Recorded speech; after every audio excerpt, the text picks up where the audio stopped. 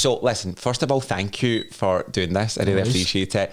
I think what's interesting from the other guests that I've had to you, I kind of spoke to you a little bit before, is that we've never met before. No, we've not. First time. So it's nice to meet you, first of all. Nice Thank you for doing it again. Sorry for being a pain in the arse to book in. Not at all. You were not. You were moving from Manchester. It was Christmas. You're all good. Yeah. But I think what I would like to start off with is to really tell you why I reached out to you. Because I'll look across Glasgow and there's hundreds of PTs, right? And there's a lot of people who, you know, they're doing their thing, they're doing okay. You really stand out to me. Okay. And I'm not really a huge fitness person. Like, I've got a PT, fair enough, right? But actually, I think what stands out about you, one is your recipes, right? They're dynamite. Thank you. And then secondly is the fact that I think that you approach it differently. Okay. Right? I think you approach it with a very values-driven feeling behind everything that you do. Okay. So that's kind of what attracted me to speak to you, right? Yeah. So I guess for me, first of all, talk me through, why did you want to become a PT? Give me a wee bit of background about you. How did it all come about? Yeah, well, I feel like I'm quite like different compared to a lot of PTs, because I feel like a lot of PTs that you see now, fitness is the whole life, like 24/7. They're always in the gym and they're in amazing shape and they're massive. I'm not really like that. I'm a bit more of a kind of like relatable PT. All my life I've pretty much been overweight, but obviously like the past kind of however many years that I've been doing the PT, and like throughout primary school I was always like the chubby one, throughout high school, and I didn't get like bullied or anything. I don't mean to sound like a dick, but I was in like quite a popular group in school and things like that as well. But like some of my pals, they would still kind of poke fun at me and stuff as well. So as I got kind of older and I went through high school, I mean, I used to eat a mental amount a day. Like I'm talking a crazy amount. And it's not until I then like I actually sat back and thought of it. I was like, no wonder you were so big. Like in school, eating so much, like before school, at break, getting rolls and cakes, and then going to farm foods. And do you remember the wee pinballs, the wee Haribo pinballs? Yes, I loved them. Used to scran Big that, fan. and used to scran them in class. Me and my pals, it was like I had kind of Gordon Ramsay cooking lesson up the back of psychology sometimes with like crackers and cheese and all that. But anyways, sorry, my mind, this is the way that it goes. I always wonders. So the reason that I got into personal training was I'd left school and I didn't have a clue with what I wanted to do with myself. To be honest with you, I didn't really care either. Come from a really good background, like my mum and dad, I love them to pieces, they're so supportive, like they're complete opposite to me, pure angels and all that. So when I left school, I didn't really care, to be honest. I just kind of wanted to go out with my pals and get mad with it and stuff like that. No real kind of direction or anything in life. Like my dad was applying for things for me. Like I was turning up at like university open days. I actually got like is it unconditionals where you just get accepted? Yes. Unconditionals. I had to think about that then. Unconditional. Unconditionals where you don't even need to like go for interviews and all that. Wasn't even aware that I got them and stuff. Do you know what I mean? So it was just like all over the place. So I ended up getting an apprenticeship with a bank, I won't name them obviously, in Glasgow. And it was okay to start off with. Like I went into like a kind of training phase, so I was just in like, it almost felt like I was back in school. I'd literally just left school and I was the class clown. I was always making people laugh. I wasn't necessarily like proper misbehaved, like, but I would get on teachers' nerves and all that 100%. So this just kind of felt like I was back in class, and there was a boy in there that I used to, well, that I knew from where I'm from. So me and him, we always just kind of took the piss and stuff like that. And then we then moved into the actual job, and I feel like we kind of, during the training, it get made out like, oh, you're going to meet clients and it's going to be super important. And then it was just like taking calls all day pretty much and in a call centre. And that's no disrespect to anybody that does that, by the way. It's just, it wasn't for me. And I knew all my life as well that I didn't want to grow up and work in an office as well. So I was still kind of overweight when I was working in there. So as an escape, if you want to say, I started going to the gym quite consistently. Okay. And I actually started to see pretty good progress, and I just got the kind of bug for it as well. So I was pretty miserable in the job, to be honest. I was making like all right money, like for my age. And I remember going home, obviously, and telling my mum and dad, listen, I don't want to do this anymore, this apprenticeship. I stayed and got the qualification in that over the year.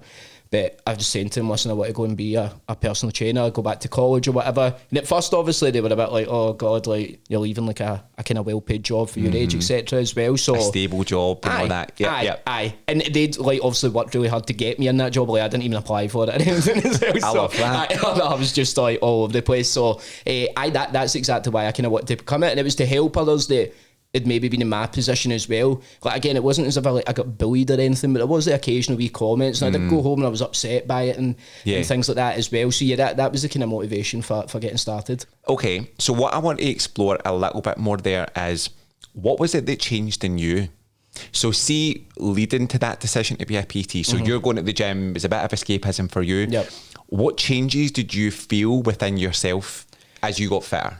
Yeah, well, I think obviously I started to see the physical changes, and I started to see kind of like the scales go down and fat kind of come off me for the first time in my life, if you want to say as well. And I think that it definitely did build my confidence a good bit as well. I was never like really shy or anything, but yeah, I do think that when you work on your physical health, the kind of mental health obviously comes hand in hand with it as well. So I don't really know. I don't really know what kind of difference. I just felt, fitter, better, stronger, felt more mentally clear as well. All those kind of things. So I think that I'm interested in this because I have been on a similar journey, right? So I lost 4 stone last year, right? And feel much better within myself, but I don't have a desire to be a PT, right? So I guess at what stage did you think, okay, I'm feeling better, I feel more confident, and how did that translate into you wanting to help other people?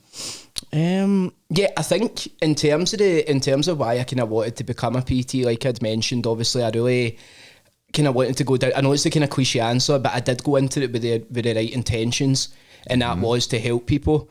I think now, like a lot of people, and I've been about like for a wee while now, I've done it a few years, but I feel like kind of everybody and their granny now is becoming a PT or becoming an online coach or wants to become it, and they just kind of maybe look at the money that can be made in it. And I think already if you're doing that, then you're going into it with the wrong intentions. My intentions were, you know, I realise how it feels to be overweight and to be unhappy and to be low in self-confidence and to have things, you know, said to you and have no clue with what you're doing or anywhere. So I did really go into it with the intention of just trying to help as many people as I could. And also as well, like when I was going into the gym, I was seeing PTs with clients, and I just thought that was good. Like, you're your own boss. I've always had a problem with authority as well, teachers and things like that as well. So I like the idea of kind of being my own boss and kind of picking my own hours, and I almost like running a business obviously alongside it as well. Okay. I think it's interesting to hear the intention word that you use, right? And I love this because I use it all the time. And one of the things I would say from a spiritual perspective is I get clients who come to me and say, I can't make money. And it's their driving force. So the reason and their intention of their business is they're there to make money. Now, let's not beat around the bush. We're not doing it for free, right? But I always say that when money is the intention, you'll never quite reach it. But if your intention comes from the right place, like yours, which was to help other people, the money will come. Yeah, definitely. I think so. And I think the more that obviously started the PT, and we'll get onto this obviously, but as it started growing, I think my intentions were then wrong in the sense that I did obviously see that I was making more money, and I was kind of, you know, maybe chasing that, and I was chasing very like materialistic things. Honestly, just in like the past year, I would say I've done the most growing up and maturing I've done yet so far. I'm only young obviously as well, but the past year's been like a real kind of eye-opener.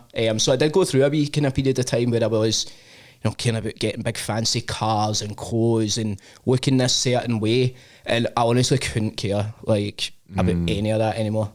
Any of that. Okay, and I think materialistic things are interesting because the way that I teach people is that I don't always think that they're bad, but it's about your intention behind it, right? Again, there's that word because it's actually my favourite song. One of my favourite songs, Justin Bieber. Oh, what a great song! That's a tune. I am just a quick fact. I am a mad believer. Never been scared to admit it. Me and my pal. Well, it was actually me and my ex-girlfriend, but my pal came later on. But we queued at 6 a.m. When he came to the hydro. So we packed school. No way. Packed school, done school. And my mum had texted me saying, like, you better be at school. And I'm like, yeah, I'm at school, whatever. And then literally later that night, I ended up being on STV News because I was like one of the front ones in the line and stuff. Was this to get into the concert? We were there at like 6 a.m. or so. I was literally like a ball hair away from man. That's wild. Best night of my life, man. It was unbelievable. Do you know what? That's like such a... If I thought I was going to learn anything about you the day, it was not that. The last thing, yeah. I know a lot of people are maybe surprised to hear that, but I've never been scared to admit it. Do you know what I mean? I love them. And sorry, this is so off topic. I'm enjoying it. I'll let you get back to what you're going to say. But I feel like, see, a lot of people, they just assume that he's like that wee guy that sings Baby and all that. I honestly think he's the GOAT. Genuinely, I'm going to get like pure hounded for saying that, right? But that's a big statement. That's a big statement, I know, and people are going to laugh and stuff. But I think, see, when you actually just listen to his music, he's so versatile. He can do everything: R&B, hip hop, choir, pop, literally everything. I absolutely love the guy, right? So I just so what you have to tell me though, right, before we move on, is what's your favourite song? See, there's so many ones that like so many people won't know. Okay. I won't heard of. There's a song on his album Changes, and it's called Habitual.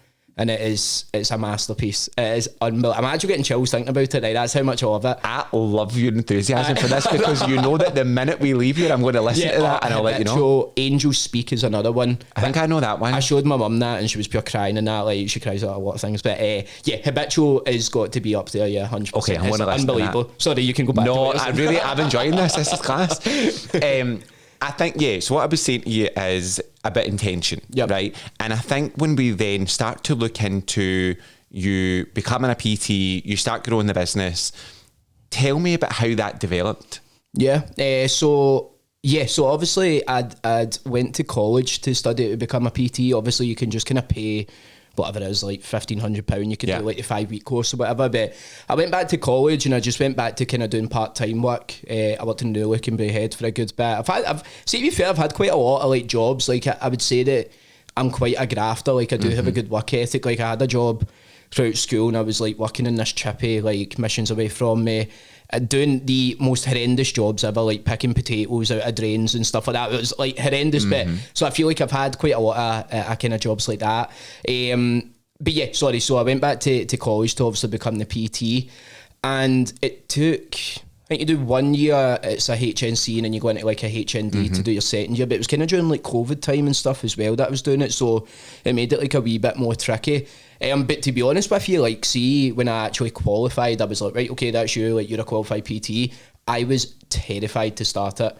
Like, absolutely terrified. What were you scared of? Like, people slagging me, people judging me, people in the area being like, "What? Why is he a PT?" Like, I was just terrified of actually kind of getting out there. Yeah. It was actually my girlfriend who I'm with, obviously, to this day. To this day, I was like, is that the right thing to say? It was actually my girlfriend. I remember having a conversation with her one time, and she was just like, just go for it. Like, what is holding you back? Why are you so scared in that? And then, honestly, see, since then, I feel like I've kind of had that mindset of really like not giving a fuck what anybody says. As soon as I kind of had that conversation with her, I went away and get my logo made, my brand name made, my Instagram page made. I was posting like daily on it. So I just was like, do you know what? Can we swear on this? Yeah. I'm gonna. See, before this, I was like, don't swear. I'm trying not, because my mum and that will be watching it and she'll be saying something. But honestly, just getting into that mindset of not giving a single fuck what anybody cares or thinks about me, and it's such a freeing mindset to be in, because you let down that kind of barrier of potentially something holding you back, and you're bulletproof. You just kind of say what you want, do what you want, obviously within reason, of course, as well. But going back to the original question, I think it started to develop. I got a part-time job in the gym that I'm actually back working in just now. Okay. So I was just doing like kind of general gym stuff, like again a lot of cleaning toilets and machines and stuff like that. But I'm glad that I was able to do that. It kind of taught me like the foundations and stuff. And I was wanting to get a job like actually in there. I didn't want to go anywhere else. I really enjoyed the gym. I loved everybody in it. It felt like, it, not to sound a bit cringe, but in every place I've been in my life, like work-wise and stuff, it's felt like home and like my kind of family and stuff, and that's why I've went back there, but we can touch on it a wee bit later. So yeah, I got the job in that gym and then just kind of started to build up clients from there. But I would say that I was probably only like really on about 10 to 20 clients when I kind of first started off, which obviously might be quite good, obviously, for a lot of people. But it wasn't as if like I just started and then just pure boomed completely. Yeah. But I think it started developing when I actually got into the gym and I was able to kind of put it into practice. So when was that? How many years ago are we talking? When was that? I think I started in the gym 2021 September time. Okay. Round about September. I think that I might be off with that, but I'm pretty sure it's that. That's when I'd done a wee bit of kind of online stuff whilst I was waiting to do face-to-face sessions in the gym and get a job there. So yeah, I think it was round about the end of September. And my goal in this always was to go fully online. Okay. But I thought it was going to be like, 5-10 years or so, kind of like down the line. And then it ended up kind of coming about a bit quicker. But I think if you're talking about it, when it started to kind of really pick up and develop, it was probably when I started posting on like social media. Definitely. I posted like a few wee TikToks and workouts and, different exercise things, but it would do like terrible. And I would just be like, what's the point in this? Like, just sack it in, just stop it. And then I think I posted like one like recipe, and it was like a low calorie. Was it a Chinese or something? If you were to scroll back on my page, it's cringy because I'm so young and all that in it as well, and just my voice and that. But I posted one of those recipes, and then I think it get something like 400,000 views or something. So I think I kind of got that dopamine hit, like, wow, that feels class and that. So I just thought, that kind of worked for me, like making like a low calorie alternative recipe. I wasn't even that good at like a cook or whatever. I just kind of shoved something together. And then from there, I was nice and consistent with all my kind of posts, and I feel like that's when it really, started to pick up for me. Do you enjoy that social media element? Because it feels like you do. No, I definitely do. I definitely do now. I think when it picked up, there was so many kind of doubts maybe that kind of creeped into my mind, and like what you do, and I realised it's not like the coolest thing to do either, like making like low calorie recipes and things like that. So I maybe got like kind of second doubts and stuff. I don't even know if that's the word, second doubts. So I doubted myself about it. But no, I do really enjoy it. I think I went through periods of time definitely been like way more confident with it. I went through times that like hardly ever posting and that anymore as well, when I did have like a lot of followers. So it's been a wee bit up and down, but I do enjoy that. How does it feel? I was thinking about this on the way here, right? That when you look at the numbers, so you look at your Instagrams, 25,000 followers, right?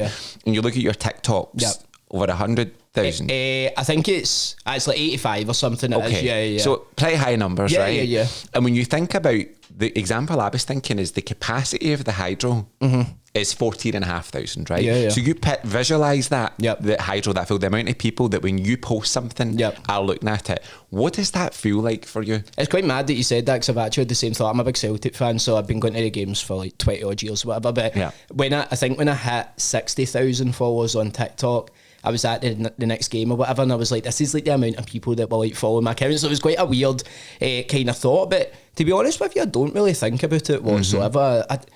I'm not actually really that driven by it. Like I said, I think when I did start posting and it started to pick up, I did get like, I wouldn't say cocky, like I was just swaggering about. So I just made low calorie recipes and like gym content and stuff. But I think that I then started to kind of chase like followers and views and brand deals and all these kind of different things, and I get kind of caught up by everything. Whereas now, like, honestly, I don't even really kind of look at it. Obviously, it's nice to see your followers go up, and you put a lot of effort into a piece of content, and it does well, and it gets a lot of views. It's a nice feeling, but I wouldn't say that like I'm proper kind of driven by that anymore. I think there's two ways to look at it. Okay. Right? Which would be, I think there's one way where it inflates your ego. And you're using it for the wrong thing. The other way to look at that is, though, I have an opportunity every day to reach a very large audience, and I can influence people for the better. Right? So if it's somebody who makes that recipe, or it leads to the fact that you're sitting in this chair with me, right? Because I seen you on social media. I think when you approach it from that perspective, that's probably also part of the growth, right? Of because again, if your intention is to help other people, there's something about your capacity to help that many people. No, I get what you're saying, and I'm going to say this, and I'm not going to say it in like a pure cocky bill that I'm famous. I'm definitely not, right? I don't want that to come across like that. But it's interesting what you touched on there, because I was actually in Edinburgh, and like, see when you're out for drinks or whatever, and people maybe see you for TikTok and have had a few drinks, and will come up and speak away to you and stuff. This guy came up to me, and it was like, honestly, like I was me meeting Justin Bieber, right? He was going mental, and he was like, oh my God, I can't believe you're here and all that. And obviously in my head, I'm just like, right, I'm just fucking making recipes or whatever, why are you acting like this? The guy had lost like 15 kilo just following my recipes, and was showing me like the difference obviously in his shape. Like, he was really overweight, and then he was in shape, and he was saying how much my content has helped him, and kind of changed his mindset towards things, and changed his life with how much weight he's lost. So I feel like obviously after that kind of conversation, I was like, I didn't really think too deeply about the content, and then when you do go out then and meet people and say how much it's helped them, and you get nice kind words. I've never really got any like pure hate or anything. You get the odd comment or whatever. Yeah. But I think when somebody like him came up, I was like, oh shit, like I actually potentially am making a difference to people's lives and stuff like that. So that was a cool feeling. Like I said, I think there was a point where, I got quite like Instagrammy, if you want to say. So I was like doing more posy pictures. Like I got a big X3 car, like BMW I was driving, and taking pure flashy pictures with that, and chasing followers and like I said, money and brand deals and stuff. So I did go through a wee phase of that, and then like you said, there's two ways to look at it, and that second way was I want to try and use maybe my platform then to spread positivity and be a good impact on people's lives. There's a theme here for me. Okay. Through everything that you've said. Yep. Don't look so nervous. No, I'm not. Do you know, I'm actually nervous about how I look on camera. Oh, really? So I actually need to apologise for the sporadic pubes all over my face. Right? I'm on a bit of a journey to become a man. I think you look great. Thank you. No, I appreciate it. No, so I actually can't grow facial hair, right? I can't grow facial hair at all. And I've never really been able to. And all my pals have got like good facial hair, they've got good beards and stuff like that. And I feel like I've got a very like baby face.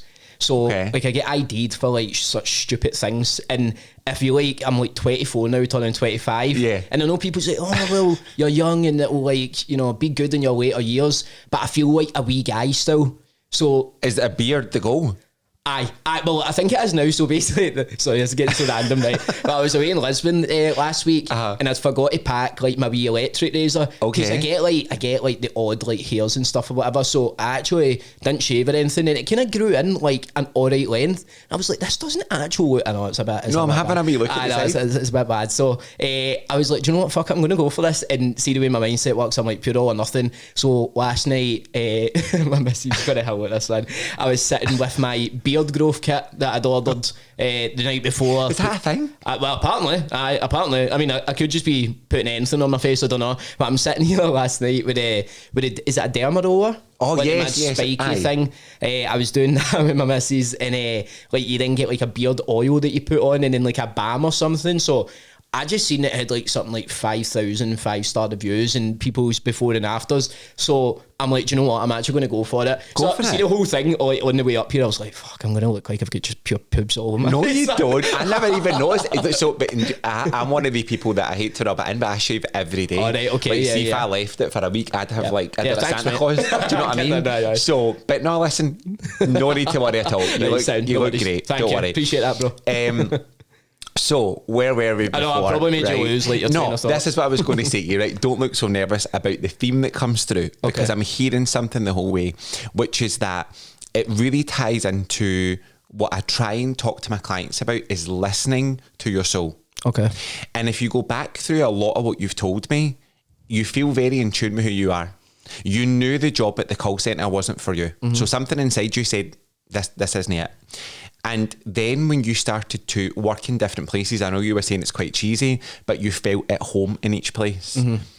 That feeling of home is you listening to your internal sat-nav, right? And telling you that you're in the right place and doing the right thing. I think that for me, that probably feels like that has guided you a lot of the way, because even to the point that, look, yes, we all go through different phases, you went through different paths with the material stuff and whatever else, but something always brings you home. And I think I would say that feels like that you've got a real sense of self.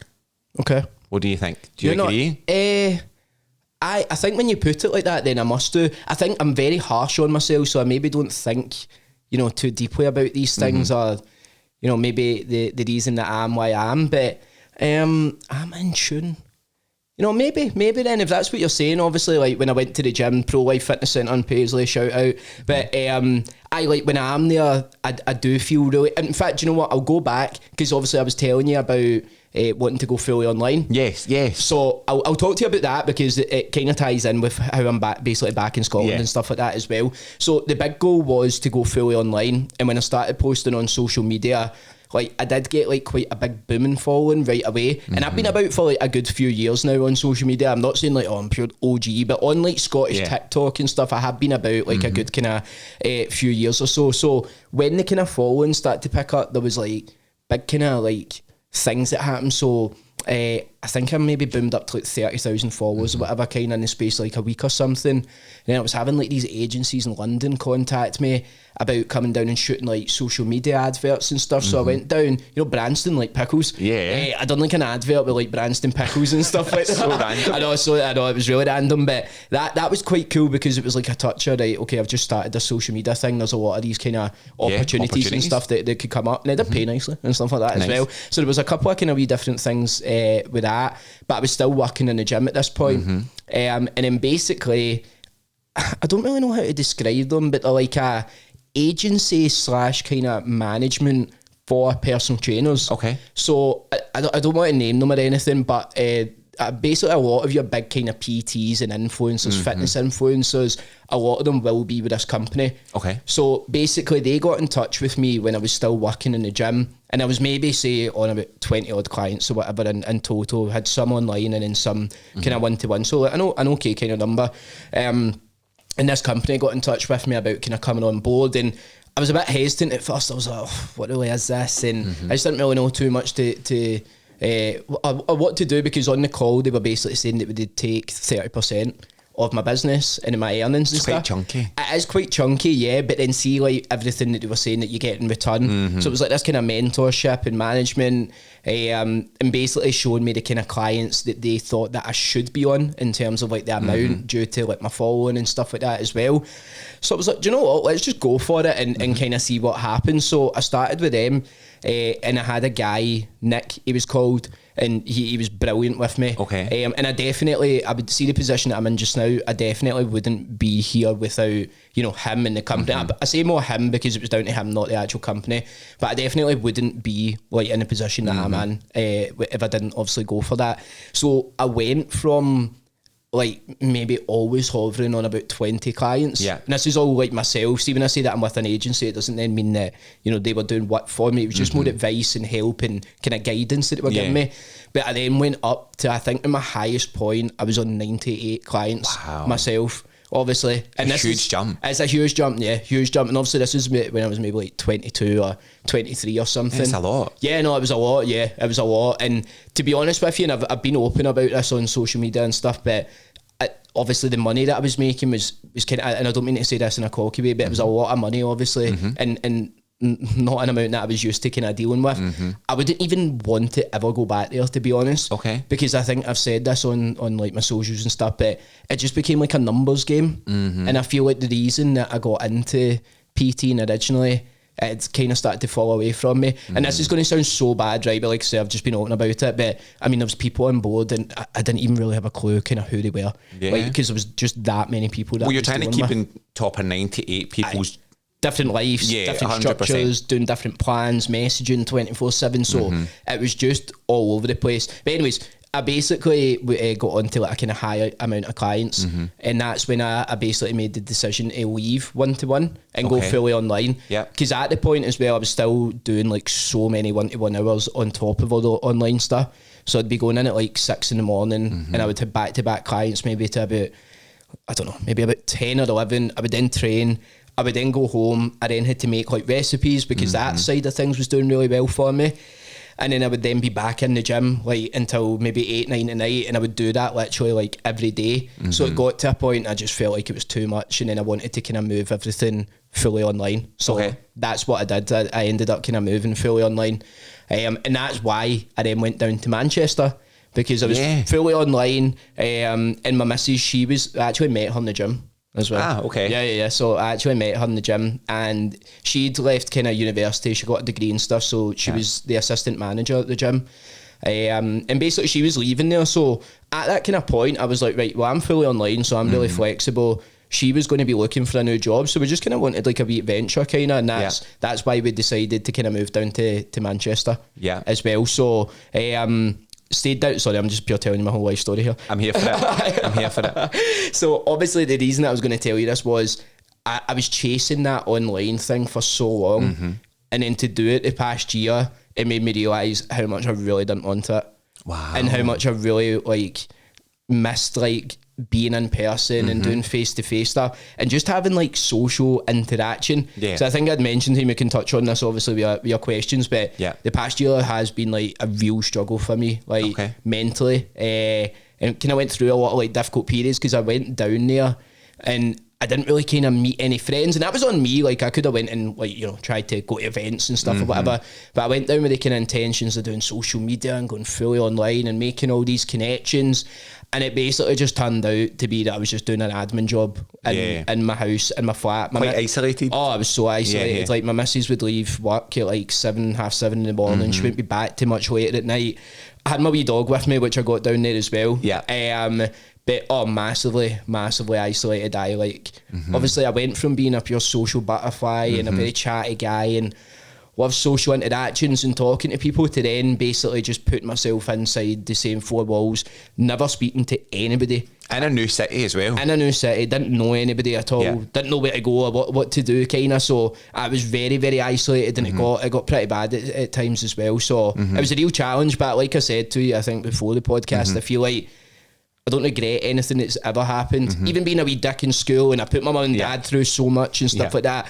As much as obviously I'm sorry to them for being a pain in the ass, I don't really regret anything, so I feel like it's led me to be exactly where I want to be. Of course. And I feel like that literally just in the past 2 months since being back home. Like I feel like this is what I'm meant to be doing, where I'm meant to be, who I'm meant to be around. So I'm glad that all of these things have happened. That's a lot to digest. I've just told you so much. But I'm just formulating more questions the whole time you're talking. I'm thinking about it, right? And I think the thing that comes to mind for me is an example that I gave to somebody the other day. And this person really beats themselves up every time they take a wrong turn, right? Or they make a decision that didn't turn out the way they thought it would. And I said to him, imagine I gave you a puzzle, a 500-piece puzzle, and you were buzzing about it, right? And I said, but actually, I've done it for you. And I just give you the completed puzzle. How do you feel? Yeah. It's boring, right? The whole purpose or the fun of doing the puzzle is that you have to put it together yourself. Yeah. You put one bit in the wrong place, you try a different bit. It's the journey and the process where actually you feel fulfilled. Yeah, I right? like that. Yeah, it's a good analogy. So when you look at your life and you look at the example of you going online, that was your goal. You thought it was going to give you one thing and then realising actually it didn't. It's just putting the puzzle in the wrong piece, the wrong place, right? And then actually all you've done is say, okay, that didn't work for me the way I thought it was. I need to move forward. That's life. Yeah. Right. I think the more that we start to view life like that, we will let go of our mistakes or our failures, right? Because they're all taking you forward. I guess the key question for me is, what did you learn for that?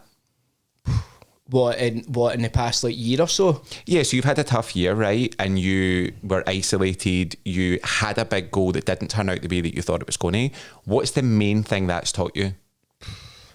Do you know, probably what we're doing right now, how important conversations are, speaking to people. And this is going to sound so sad, right? And I don't mean it to be, I feel hate this is getting pure deep in that, but like there was a Costa round the corner for my flat in Manchester. We stayed pretty much like right in the city centre, amazing flat and all that, like with my missus, staying in a really nice area. But genuinely one of the things that I looked forward to the most was going round the corner and get my coffee, because I got to know the people that worked in Costa. It was the only people that I was like ever kind of speaking to. So I think it's taught me the importance of like relationships, family, friends, etc. Because it did get pretty bad at times, obviously, like in the past year or so. So I've been a wee bit more open about this, but I've struggled kind of massively with anxiety, but in specific like health anxiety. Okay. So like I'm a kind of hypochondriac that kind of way. So it's definitely got better like recently, and I've been working on it a lot more.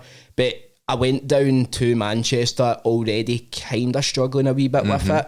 And then when it got down there and I was so isolated and nobody about, like it genuinely got so bad in the sense I didn't care about anything, like anything at all. I didn't care about business. I didn't care about like the future, because the way that the kind of health anxiety worked, I've just had a mic. The way that the kind of health anxiety worked was I just convinced myself that I wasn't going to be here in like a year or two time anyways. Okay, wow. So that's like, tough. So what's the point in kind of caring? Yeah, what am I working for? About anything kind of thing. And that's actually, so I'll go back, but it kind of stemmed from kind of running myself into the ground. I had so many kind of like spinning plates and I had so much pressure, but I didn't even realise. So that's what I was saying to you. I don't really think too deeply about these things, but I had to go and kind of like speak to somebody. Yeah. Because basically, like, the reason that I became a hypochondriac a wee bit was because I was getting these, like, crazy physical symptoms. Okay. So basically, I was in the gym, and it was one of the times where I had so much going on and so much on my plate. And there was a wee kind of cafe in the gym, and I'd walked in there, and I just felt like my legs going, like, proper kind of jelly, like, wobbly, like, my heart was, like, racing at my chest. Like, I remember one of the girls that I'm pally with, she was like, "You alright?" Like, so I was like pure grey and that. And I was like, I actually feel like I'm gonna, like, I don't know, have a heart attack or something here. I had no idea what was going on. So I went back home. I genuinely couldn't even get out of bed. Like, genuinely, like, I thought that I would, like, faint or pass out, and I had that proper fear of, like, just, I don't know, collapsing. So I'd never really felt this before. So, and I had no idea what it was.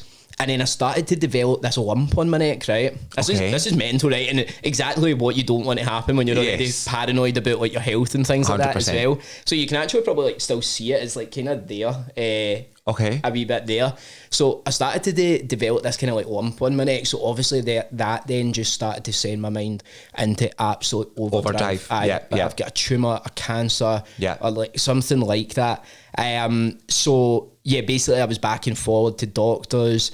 So many doctors were saying, "Oh, like, it's genuinely nothing to worry about," but I just didn't listen to any of them. I would just convince myself that no, like, this is something. Yeah, they just don't know what they're talking about. Pretty much. Even though they're, like, professionals and, you know, they've been in the careers 60 odd years or whatever.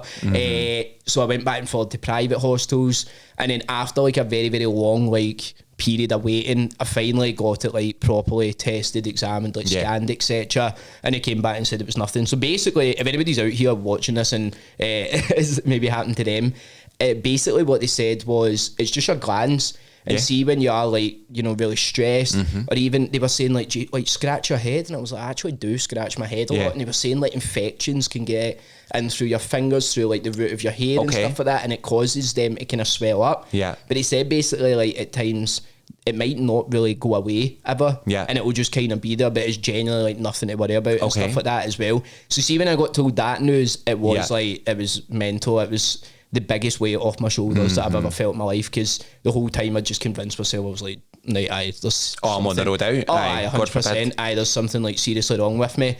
But I would say that only made me feel better for maybe, like, a month or two. And then I would get all these and I'm talking about, by the way, everybody kept telling me it's just anxiety, it's like anxiety, and the doctors were saying that, but I was like, how is this anxiety, how is that making me feel like this? Like, and also, how do I overcome it? Right? So you telling me I've got anxiety, okay, I can feel it, but it's also like, well, what do I do with that? And there was so many different things, like they were saying, like, change out your diet and things like that, and I'm like, I've got a good diet, and I basically went to speak to somebody, and they were really good, and they put it out in a sense, like, you know, you're 22, 23 at this point in time, and if you imagine, like, they actually drew, like, a wee pressure cooker diagram, and they drew, like, a line, like, kind of along the bottom of it, and they said, right, this is the pressure that you feel when you're, like, 15, like, what were you stressing about? And I was like, I don't know, did this bird fancy me in school, like, pulling somebody in a FIFA pack or something, do you know what I mean? Like, no stresses whatsoever. And then they started to draw a line, like, a wee bit higher, and they said, right, okay, this is 18, like, you know, the pressures and stuff of leaving school, but you're still going out at the weekend and stuff, so you're not really caring. But he basically kind of kept drawing the lines, and he said, you're at the very top of this pressure cooker, because he said, at the end of the day, you're 23, 22, you're not meant to be running a pure empire like this, where you've got all these followers and eyes on you, and business and clients, etc. So he said you've just kind of reached that kind of breaking point, sorry, if you want to say as well. Sorry, that got, like, pure deep and no, but thank you for sharing. No, it's okay. No, I just and I was terrified to talk, not on this, because I've spoke about it a couple of times, nothing like major or massive before, but I really did want to speak about it, because it's going to sound pure weird, but Lewis Capaldi was massive for me. Okay. Because he has hypochondria. And I remember listening to he was on the Stephen Bartlett podcast or whatever, and he was talking about that, and see all the things that he spoke about, like the physical symptoms, all the things that he worried about. It just felt like, oh my God, right, I'm not crazy. Because when I was going through all these things, I was like, I am the only person in the world that feels like this. You think that you're the first person who's had this? So hearing somebody like him, where I was quite relatable and stuff to him, he was Scottish and stuff, and he was open about his struggles, it made me feel so much better. So that's why I wanted to kind of share that, and I've shared it. Again, I've not went into, like, massive, like, great detail about it in socials, but I did put up a couple of posts about it, and a good kind of few people messaged me, people that I knew, and then some people that I didn't even know, saying like, thanks so much for sharing this, because to the outside, like, it looks like you've got everything worked out. Like, you're away down in Manchester, you've got, you know, a gorgeous girlfriend, you're staying in a lovely flat, you've got a booming business and stuff, but it wasn't like all like kind of, what's the word, like rainbows and you know, happiness like that. 100%. It was a kind of front for a lot of things, you know. And I think what I'm interested in with that as well is, did a lot of that peak when you were in Manchester? Oh yeah, massively. Massively. So when you were alone and you were isolated and you were away from a lot of the foundations of what make you you. Yeah. And I don't mean physically or location, I mean the fact that you need social interaction. Yeah. That working with people is important to you. Yeah. I'm interested now that you're back, right? And you're back kind of where you started in the job that you're in and stuff like that. Where are you at with it now? So basically, I think towards the kind of end, so we were staying down in Manchester for a year, but it was going to be like, I'll take that back. It was going to be for like a kind of couple of years or so. Obviously, my missus, she got a job down there and done so well in it. But we were both kind of missing home.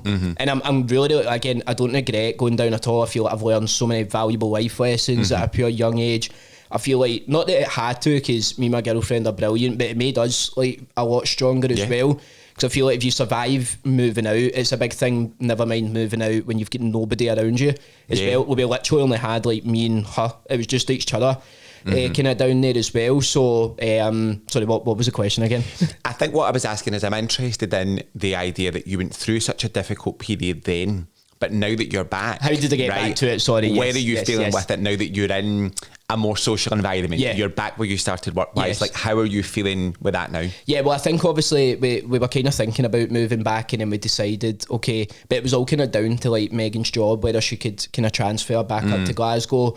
And kind of by fate, like when we were both kind of wanting to move back, her desk came up in Glasgow in the same company. She was doing really well in the job and stuff as well, so it all worked out, you know, really, really well. And it felt a bit weird leaving. It was a bit bittersweet because we were both really looking forward to kind of coming back up the road, but we also did love our wee place down there. I'm making it sound like it was a pure, like, horrible year, like, and not to sound kind of cringe or anything, but I loved it when she came back home from work and she was back and stuff, but just during the day it was just too lonely and too kind of isolating. So I think I had to not even like swallow my pride a wee bit, but I think that a lot of PTs, when they go online and they're doing all this, they think they're maybe a bit above kind of working like one-to-one now, and they've built this on. And by the way, online will be brilliant for some people that want to kind of travel the world, or maybe people like being isolated and doing that kind of job themselves. But I was just like, do you know what, I want to go back for a pure happiness standpoint. Like, my business is still doing really, really well. I've still got like a really good amount of clients and a lot of people on board, that a really kind of tight knit group now. It's not as if I've got like 100 people on board and it's just all over the place. And yeah, when I came back, it wasn't even like a certain that I was going back into one-to-one stuff. I was still very much just doing online. But I think when I came back, I was like, no, like, I need this. Like, I need that social interaction. I need that face-to-face. I'm a people's person. I miss having that. And do you know what a big thing as well, but a lot of people don't talk about, like, just working from home 24/7. I don't think we are designed as humans to work like that. Completely agree. Aye, definitely not. I don't think it's normal, never speaking to anybody and just being in the same four walls 24/7. So yeah, like I said, it did really teach me the kind of importance of having that. And then I was like, yeah, I need to go back. So I still do like the online stuff now. But I'm now back in the gym, and oh man, it's felt amazing. Felt so good. And the bit that I touched on in pro life and being like a kind of family and feeling like home there is a big part of that. Is like the owners, Morag and Alex. Like when I wanted to kind of go back, I'm really close to the women Morag that works there, and we had such a good conversation. She knew that I wasn't like myself and stuff, because I'd been in the gym maybe like once or twice, like just when I'd been back home visiting and been back in Scotland, and she just knew that she knew through social media and stuff. She's like my kind of second mum a wee bit. So I had such a good conversation with her, and I obviously asked to come back, and she was like, no, definitely would love to have me back. It was actually the Christmas night out, like 2 days after that, and she was like, so we're getting on it on Saturday then. I was like, what? And she was like, come to Christmas night out. So we went back there and stuff, and it was just so neat. It just felt like I hadn't really left, to be honest with you. And I've been back in the gym now since like the start of January or so, and yeah, I love it. See, just having like a workplace to go to and having work pals, and you don't really appreciate that until you don't have it. 100%. Because even I've got a full-time job outside of the coaching, right? And I only have to go into the office 2 days a week, but I tend to do 4, right? Because of that exact reason. So I live alone. I like people. I like attention, right? So sitting in the house all day just doesn't work for me, right? Actually, if I'm forced to work from home, this is probably a bit weird, but I'll work 8 till 4, then I go and have a shower and I change my outfit and I go a walk. Right. Because I have to feel that when I've walked back in, it's a different day. Or a different, I need to separate the two, right? Yep. So I'm quite similar in that I think you need social interaction. I also think what's interesting, I've probably got a similar story to yours in that sometimes we're really fixed on what we think we want, and it's not necessarily what is right for us. So when I was younger, I was determined I was going to live in America, right? I grew up in Partick. I'm like, there's more to life than this. I moved to Los Angeles. Did you? Amazing. When I was 21, right? So I lived there for 4 months. You ever seen Step Brothers? Yeah. The Catalina wine mix. I lived on Catalina. No way, did I lived you on that island. Wow, right, okay. So it was a very nice time in my life. It was quite a transformative time. I came out at that time and stuff like that. How was that? It was the perfect timing is what I would say. Okay. So it was the most terrifying thing I've ever done. Now it feels like a distant memory.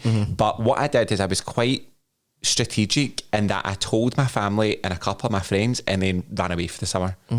So I kind of told people here, they went away for 4 months. And how did they react to that? My family? Yeah. Thankfully well. Okay. I think for me, I'm quite a dramatic person, Adam. Shock, right? And that I think I expected it was going to be a big shock, right? Because I probably didn't fully realise that I was gay until I was 21. Okay. Right? I had an idea, right? But I wasn't 100%, right? Yeah. And I think that I expected this big fanfare and it felt like climbing Everest. The idea of doing it felt terrifying. Yeah. Honestly, when I done it, it was like a nothing. Yeah. It was like taking one step. Everybody kind of went, we kind of had an idea. Aye. It was fine. So I think what was interesting though is the first time I went to the States was for 4 months and I was running away. I was running away from my life. I came back, I was here for a year and then I did a full year in California. And that time was nicer because I wasn't running away for it. Yeah. I was actually like yourself. 100%. So, but I was determined that when I went for the year, I remember my mum crying and all that, right? Because she thought I wasn't going to come back. And that was the plan. I would stay there. But after a year of living in LA and I made like $6 an hour, I was not making any money at all. I realised very quickly that wasn't going to have the lifestyle I wanted and ended up coming back to Glasgow.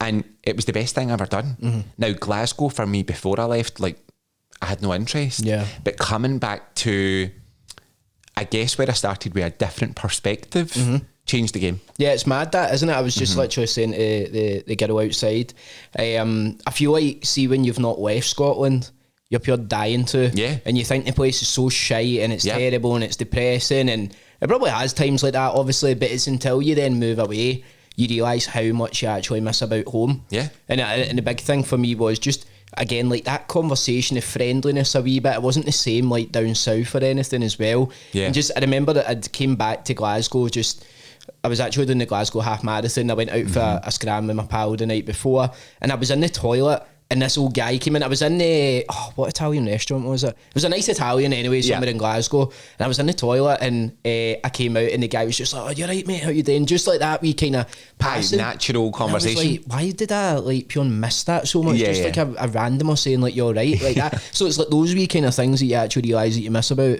being back home. Yeah, I think you maybe notice more. Yeah. When you come back. So, okay, so this has been good. I'm getting a lot of insight into your life. I feel like I've just been pure rambling, mate. I'm sorry. No, it's good. It's so good though, right? Okay. I think for me though, again, what comes through loud and clear is that you have a strong sense of self, which I said, but I think you're very values driven, right? I think it's important for you to be living according to what's important to you. If you were to think about, I was going to say your business, but actually I think it's you personally and your business, they're kind of one. What are the core values? What do you stand for? Oh, that was a tough question.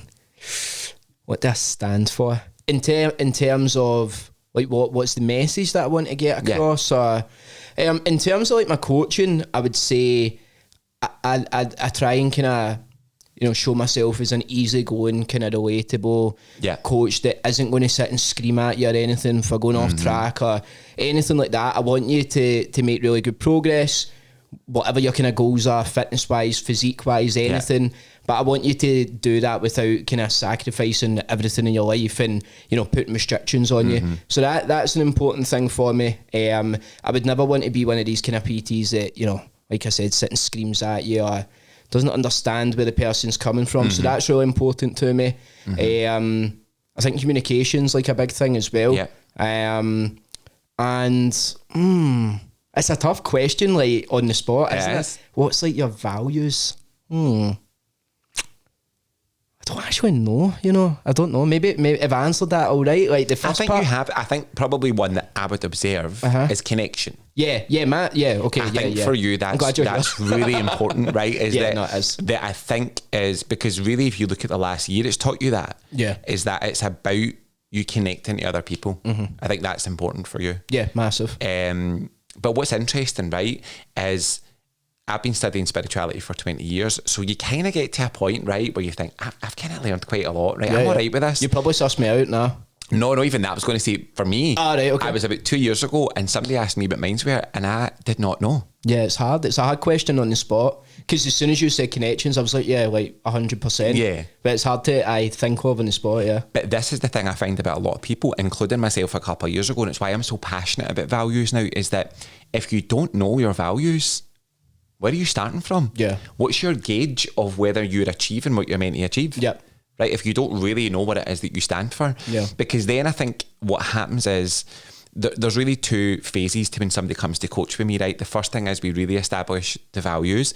The second thing is your desires. What is it you really want? A lot of people don't know what they want for their life. Just the actual in life? No, I'm not asking you. I'm just saying in general, right? So I think if you're like going to spiel what you want. But I think if you ask a lot of people, like, what do you want? A lot of silence, right? Because we don't really take the time a lot of the time to say, what do I really want? You know, I look at things like, and that's what is problematic at times, where a lot of people desire one thing, but their actions say something else, right? So a person could really desire their soulmate. They want a really deep relationship with somebody, but when you look at their actions, they have one night stands every day, right? Well, they're not going to feel good about themselves because what you desire and what you're doing it's not going to take you to what you're looking for, right? Now, let's say the person's desire is one night stands for the rest of their life, and that's what they're doing. Happy days, right? Because their desire is in alignment with their actions.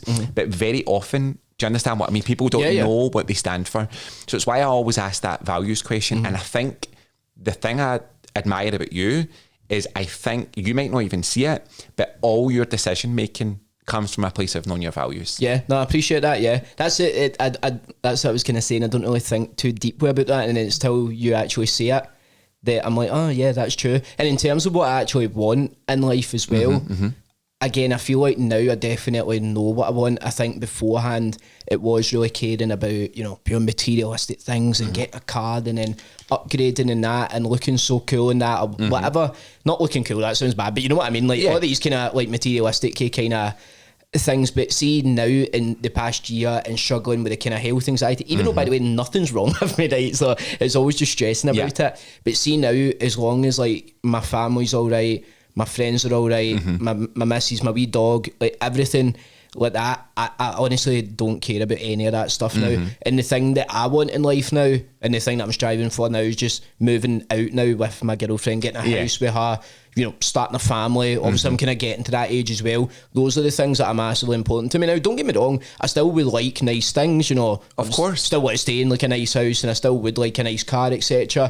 But funny enough, see now, like I did have the X3, the BMW X3, and I was a wee dick about that as well, right? Because like I said, my mum and dad very supportive of me. I was driving about like in an A-class before, right? And I was not like throwing a tantrum, but I was just like, oh, I really want to get this car. And it was like the end of the world if I didn't get this thing. And I kind of cringe at myself. And this was only like a year and a half ago or so. Yeah. And I cringe at myself, like, looking back at that now. And I think that going down, like I said, to Manchester and feeling a wee bit isolated and going through struggles and tough times has really, really shown me what's important in life. And that's just family, relationships.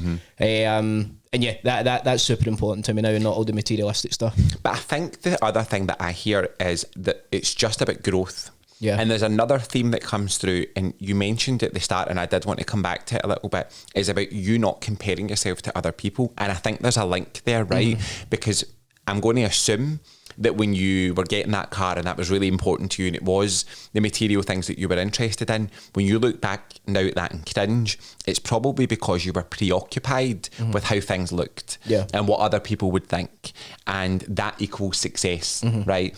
But actually you said at the beginning that you've had some sort of shift in your mindset that's made you more bulletproof, and you don't really care what other people think.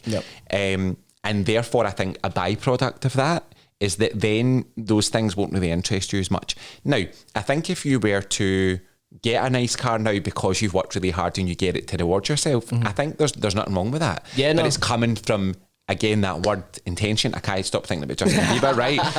But it's coming from a different intention. You're doing it for you. You're not doing it for anything else. Yeah. But the reason I was actually, I was talking about the car. So when I moved down to Manchester, I sold it. Because we were staying literally like right in the city centre, didn't need to drive at all, bar obviously when we were driving back up and down to Scotland. So I sold it, kind of got my money back and stuff like that. It was all good, it was fine, it all worked out. So obviously now that I'm back, like I've not got a car just now, but I'm driving about in my girlfriend's car, right? Yeah. And it is the uncoolest thing. I love your car, Megan, right? But I'm driving about in a wee Citroen that has a registration plate that says Meg on it and all that. So not like cool or whatever, but all these things that I did used to care about, like, you know, people looking at me driving about in a BMW or whatever. Now I'm just like, I couldn't give two shits, you know what I mean? Now, do I want a car? Yes, like I definitely do. Of course. I definitely do. But it's coming at a point now where I'm like, no, I want what's important to me now, which is getting a house with my girlfriend now. Yeah. And then when the time's right, then I'll be in the position to get a car. Obviously just for the things like you're going for a mortgage, it's another payment that you're taking out, blah, blah, blah. So I'm like, now in a mindset, I'm much more sensible compared to like, again, just a year and a half ago where the only thing I cared about was getting this new updated car and all that. And it just, it's such a different mindset and a probably short period of time, but that's why I'm so grateful for everything that I've been through in the past year, despite it being a struggle. Like I said, I feel like it's put me in the exact place that I'm meant to be in right now. Okay. What do you do to look after yourself spiritually? And all I mean by that, right, because it's a big question, is what do you do that takes care of you? See, massively, like, it might sound a bit the cliche thing, but running, like 100%. And I know I'm a personal trainer, but again, I'm not somebody that's like this mad, I don't know, genetic fitness freak at all or whatever. Like at the start, when I moved down to Manchester, I could hardly run like 2K without like stopping, like blowing out my arse and that. So I've started to kind of take it a wee bit more seriously, and I started to kind of, I don't know, I feel like I finally found a passion in it. Kind of linking back to when I was down in Manchester and things got a wee bit kind of, I don't know, dark. I don't know if you want to say that. I don't want to sound like pure doom and gloom or whatever. But I see, when I hand on heart did not care. I remember telling my mum and dad, because they came down and they were visiting me and stuff, and I had quite an emotional chat with them and I got upset, and I said to them, like, I don't care about anything, these small things that people are meant to care about, like if they missed like an appointment, whatever. I wouldn't care, because I was like, fuck it, who cares? Like, I'm, you know, going to be dead next year, so who cares? It all sounds pure doom and gloom. I can't actually remember why I was going on to tell you that. So I was asking you. So I was asking about what you do to look after yourself, and it was the running, okay, right? Thank you. Sorry, this is the way my brain works. And it's also leading me to the challenge you've just done, right? Yeah, cool. Yeah, sorted. So, so running, I started doing that, and I found a real passion for it, and I loved doing it, and I just loved the mental side of it more so than the physical. Because I think running is one of the things that, when you do it, it feels horrendous. It's the old cliche thing, but after it, you feel unbelievable. Yeah. It's kind of like the opposite to drugs. Like, because kind of like drugs is like, you do it at the time and it feels fucking... It feels great. It feels amazing. And then after it, you're like, oh my God, like, I don't want to ever interact with anybody ever again. So I feel it's that kind of opposite thing. And I love that mental challenge, because I'm in my head all the time. I've got a million thoughts running through my head 24/7, which you'll probably seen in the conversation. So I like that kind of mental challenge with myself. It's like you versus you. Yeah. And again, I used to probably be quite bad at comparing myself to others and, you know, comparing myself to others in the industry or comparing runners that had pure good times and stuff. And I'm like, it doesn't even matter. It's like you versus you. It's that wee internal battle with yourself. Like I said, I absolutely love the feeling, but that's a massive thing that I really believe now that, you know, it's how I look after myself mentally as the running and doing mad crazy challenges. Do you know what? I know. Yeah, let's talk about the challenge, right? Yeah. So tell me again, you told me before and I can't quite believe it. What did you achieve? So I ran, I'd set out to run a 10 kilometres every day for 30 days straight. So it's 300 kilometres in 30 days, which again, see me, I'm quite like, you know, what's the word? Not pessimistic, but I would like knock myself thinking that isn't that good of an achievement. And it's it doesn't, huge. I know, but it doesn't, like, I always thought, like, oh, it doesn't even look that impressive and all that. And, you know, I've got all these negative things going through my head about it. But yeah, so I basically done that. And I'm not like a professional runner or anything. I'm absolutely, but I was pretty bad at running. So this was like a massive challenge for me. I'd never ever done this amount of volume or anything. Yeah. I'd ran like a couple of half marathons, but like that would be the distance in the week. It would be like 21 kilometres or whatever it is. Yeah. Maybe when I was training for it, I was maybe running like 20 to 25 kilometres in a week, not 70 obviously, as well. So yeah, I think I'd maybe touched on it before the podcast. I think, see, to me, the way my mind works, like, see, there's like a pair of trousers lying at the edge of my bed. It's like, what's the word? Crippling, like that kind of way that I can't, like, or it just, I build it up to be such a huge task in my head. It feels impossible. Aye, it feels impossible, yeah. Like, we add many kind of things, like I do my dad's and nothing with all that stuff. But when I get the idea of, right, okay, running 300 kilometres in 30 days, I'm like, fuck it, I'm going to do that. Yeah. You know, I don't know why I'm like that. I don't know why I operate like that. So yeah, I was doing it for Sam H, which is the Scottish Action for Mental Health charity.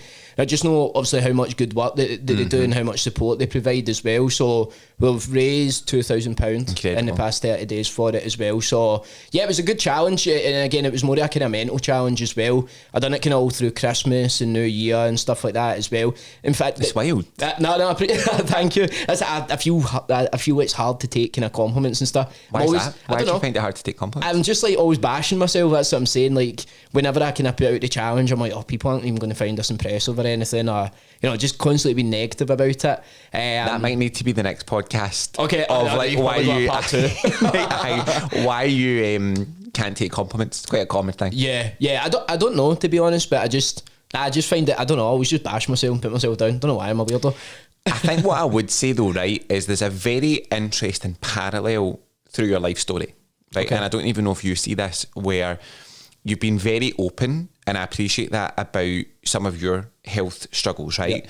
And you have just done that challenge for a mental health charity, and the field that you work in is in improving people's health, right? So for me, there is no doubt about it that a lot of your purpose in your life is about health. Yeah. But isn't it interesting that it appears in all aspects of your life? So it's the thing that drives you. It's the engine that you want to help other people, but it's also the biggest point of difficulty for you. Yeah, right? It's really interesting that you put it like that. Yeah, so there seems to be a recurring theme or a purpose for you. And for me, there's no doubt that the reason you're in the industry that you're in and the business that you're in is connected to something to do with really your purpose. Right, okay. No, it's really interesting you laid it out like that, because I've never thought it. It's a theme. It's like, do you see it? It's through every aspect of your life. It is, yeah. It's like either helping people or using it as a strength, if you want to say, personally, going out and doing the challenge. But then it was also the thing that crippled me massively, and the thing that I'm the most feared of, I think. And it's I don't even know where the whole... Well, I kind of know, obviously, because of the neck thing and stuff as well. Yeah. One of my best pals, he had cancer as well. I would probably say round about that kind of time. I don't want to name him or anything, obviously, but in that, it was quite hard as well, because I was going through all of these kind of things, and I was worried about dying, whereas he was actually living it, and I felt like such a hypocrite almost, because I don't know what I'm trying to say. I think obviously he was actually going through all these things, and it got bad, like it did get bad at a point, and we thought that, you know, he potentially wasn't going to be here and stuff. He's completely clear now, all his treatment done and stuff. Thank God, like, everything is all good.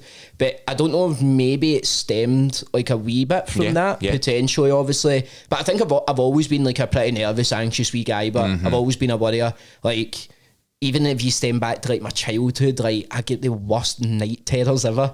Okay. So like, I feel like, see my mum and dad, I actually feel so bad for them now, because like, it was up, generally I don't even care about saying this, but it was up until I was like 8 or 9 years old that I was like constantly going through to them. I couldn't sleep in a bed myself. Like, I don't know why, I was just terrified of going to sleep, and I don't know what it was. I don't know. So I feel like, I've always been quite a nervous, anxious kind of wee guy, so it's not as if it just kind of stemmed from one situation, but I don't even know what I'm saying. I feel, I mean, honestly, I could probably do a series with you, right, of different episodes. A mental man. Because what I would say, even just as a side note, right, it's very interesting that what I find, and I haven't really shared this before, is that I do a class every Wednesday night with my teacher, right, and we talk about different topics, and what I find very often is what she talks about comes into my week that week later on, right? The subject that I spoke to her about last week was sleep. Okay, right. And there's spiritual significance to that thing you're talking about. Like, you ever thought about a problem at night and it feels so overwhelming and your thoughts are racing and it's like the end of the world, and you wake up in the morning, you're like, what was I worried about? Like, the energy at night time is different from in the morning. So the whole class, which I'm not going to go into now, was about why that happens and how you overcome that. So the fact that you've just said that is very well. We might need to do, I might actually need to do like a sleep class or something like that. I don't know. I'll invite you along, mate. Brilliant. So I think probably to round off a little bit, right, what I would say is, there's no doubt in my mind that when we looked at all those parallels with health, that is connected to a lot of your growth and success. Of course, along with the fact that you're a great PT and a hard worker, right? And your recipes, as I said at the beginning, are banging, right? They always stand out to me. Like, I mean, I've got a few people, but like, see, when I see them, I'm like, nah, I need to make that, like, really, right? Genuinely, I appreciate that. Again, I don't really think of that. I'm just kind of negative. Actually, a quick thing about the recipes as well. I actually cook them for a lot of different, like a lot of my pals and my family. So I'm actually like the fussiest eater ever, right? So like, I don't eat like any sauce. Like, anything very, very plain Jane. And actually, a funny fact, like, see, when I met my missus in the gym, see, that way I was kind of like, I was talking to her for a wee bit and stuff, and I didn't want to tell her that I was some mad weirdo that didn't like sauce and had pure bad taste buds. And then, see, when I said that I hated sauce, she was like, me too. And it was that thing, I was like, oh my God, I can be in the restaurant saying, I'll take that burger about this, and she can just say, me too. And you know, it was like everything all connected. The stars align. The stars did align and stuff, 100%. I love that. So that's class. So I think probably the last question for you, right, is what's next? So you've moved back to Glasgow, you've had this realisation, you're back doing one-to-ones. What's next? Just to be busy again and to have goals to work towards and aspirations. Again, in 2024, I had nothing to work towards or strive towards. I lost all my mojo, wasn't really posting on social media. I was kind of, but it was like really sporadic and stuff as well. So yeah, I've got like kind of goals in terms of like business wise. I'm pretty happy with the kind of amount of clients and stuff that I'm on. And like I said, I feel like I've got a good connection with everybody, and it's not just like a numbers game where I'm just pure thinking about more money and this and that. So to keep that kind of tight-knit community, but I would like to start maybe kind of more public kind of thing, so maybe like a wee run club. I know everybody's kind of doing them, but like a wee run club to build like a community. Again, that's something that's massively important to me.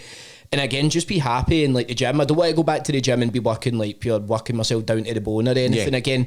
But honestly, see, I've just kind of been doing morning slots and a few afternoons and stuff, and then partnered that up with online. So I feel like I'm in a really good position with that.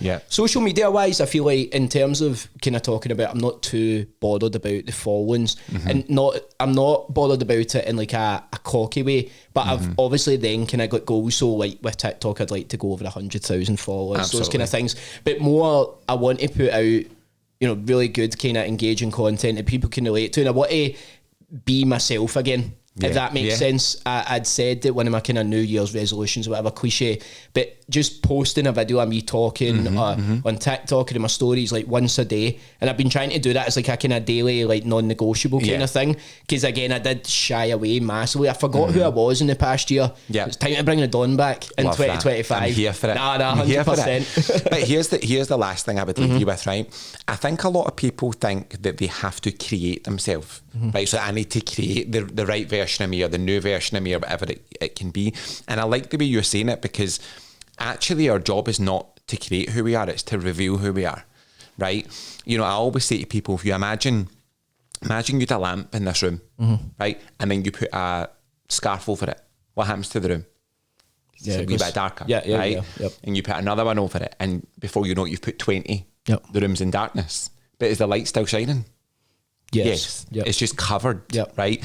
And for me, when I think about us, the light in this example being our authentic self, what happens is we have covers over it in terms of they can be our insecurities and fear of what other people think and wanting to impress other people, whatever that might be, right?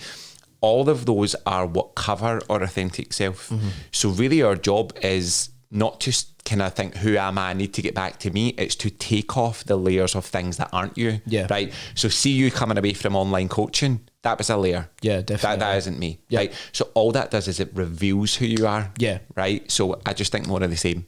Yeah, no, definitely, yeah. I definitely had a lot of things covered in my lamp last year. Yes. But I feel like now, like I said, I'm in a really good position right now, feel much better physically, mentally, feel more of myself again massively, and it's just a case of continuing to be me, I think. Amazing. Being crazy me. Listen, thank you. I cannot thank you enough for this. No It's worries. been Thanks for having me on. such a good conversation, and honestly, I feel like there might need to be a couple more, because Mate, anytime you want me on, man. There's so much more I want to People are probably explore. bored out or not sitting watching it, but Not at all. But thank you, mate. No, And I'm going to go listen to that Justin Bieber song. Oh, mate, it's life changing, bro. Honestly, life changing. Thanks so much, Thank Paul. you. Thanks Appreciate it. again.